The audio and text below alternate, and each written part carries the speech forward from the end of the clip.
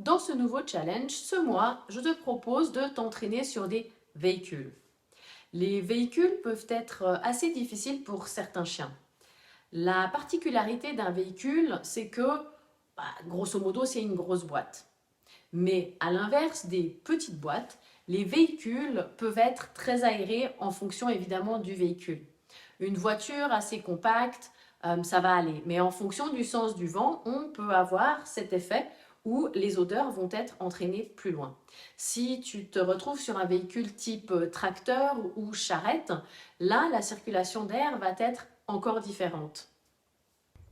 Une charrette, c'est relativement petit, ou par exemple une remorque, et il y a beaucoup de circulation d'air, puisqu'on peut avoir latéralement des trous, c'est-à-dire que ce n'est pas un espace complètement fermé, comme le serait une voiture ou un bus. Comme en général, au niveau du véhicule, on travaille sur l'extérieur des véhicules, c'est vrai que ton chien doit s'habituer à finalement que si, et ça j'ai eu le cas récemment en entraînement, si par exemple j'avais le chien de l'un de mes élèves, l'odeur était par exemple à droite et le chien montrait des signes à gauche. Il sentait clairement l'odeur, on avait un vent qui lui arrivait de face et c'était compliqué pour lui de se dire mais ben voilà, je sens l'odeur, mais je ne peux pas aller plus proche. Et du coup, c'était compliqué pour lui de désigner. Et à ce moment-là, c'est un apprentissage que le chien doit faire, que dans ce contexte-là, il faut qu'il ait une autre approche. Et dans tes entraînements, ça va être ton rôle en tant qu'entraîneur, conducteur, de l'aider à faire ça au départ. Une fois qu'il aura bien compris le fonctionnement de la circulation d'air au niveau des véhicules, ce ne sera vraiment pas un souci pour lui s'il se retrouve dans ce cas de figure de se dire « Ah, mais attends, la dernière fois, on m'a fait faire le tour, et ben du coup, je vais essayer une autre approche. » Et si tu as deux odeurs sur le même véhicule, une d'un côté du véhicule et une de l'autre côté du véhicule, et elles seront par exemple, je te montre comme ça, et que tu as un vent latéral, que le chien se trouve de ce côté-là, c'est sûr que pour lui, ça va être beaucoup plus facile de régulièrement revenir sur celle-là.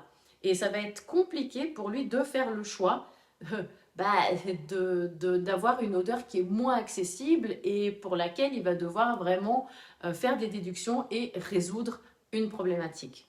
Donc dans ce cas-là, je t'invite à t'entraîner par exemple en laisse pour éviter que chaque fois qu'il aille sur l'odeur facile, de devoir lui dire non, celle-là tu l'as déjà faite, viens, suis-moi, etc.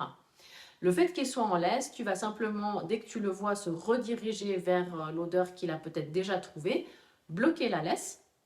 Et à ce moment-là, n'ayant pas le choix, il va peut-être faire un arc de cercle pour revenir vers toi. Et à ce moment-là, tu peux l'emmener sur la zone qui est juste.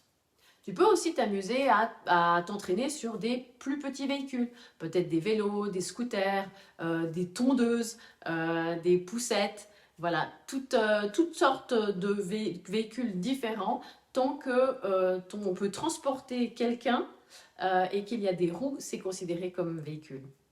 Évidemment, sur un skateboard ou une poussette, ça va être plus facile pour ton chien. Mais ça peut être une bonne manière justement de débuter. Si tu utilises des deux roues, fais vraiment attention que ton deux roues soit bien calé et qu'il soit stable.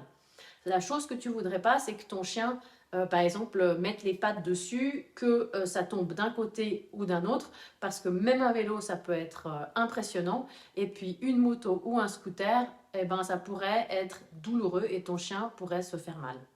Et s'il y a vraiment quelque chose que tu ne veux pas, c'est qu'il y ait une association négative par rapport à la détection dans la tête de ton compagnon. Je te montre un exemple de recherche sur des petits véhicules que j'ai effectué avec un de mes chiens.